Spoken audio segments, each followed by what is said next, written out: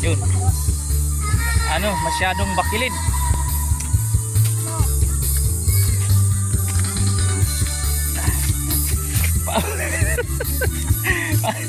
Oh, ayan.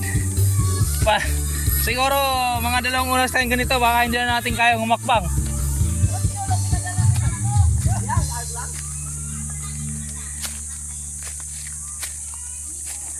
Ayan yung mga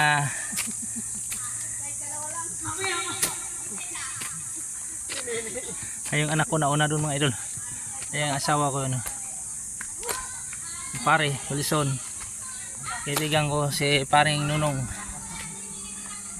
Yan.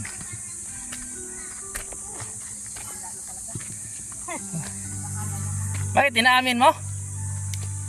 Inaamin mo tumatanda ka? Wala na tayo dyan.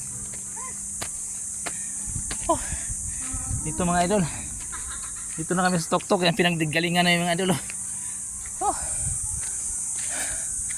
Pag hindi ka sanay mag-akyat ng bundok mga idol, talagang hihingaling ka.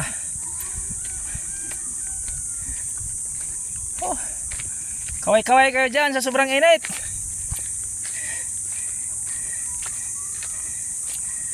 Yung anak ko, parang si Tyson, boxing hero.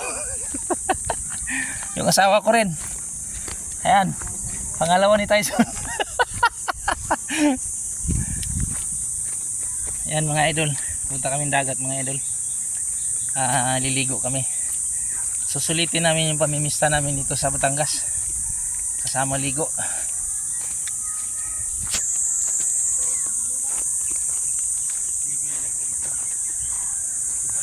Kanya ang lugar dito.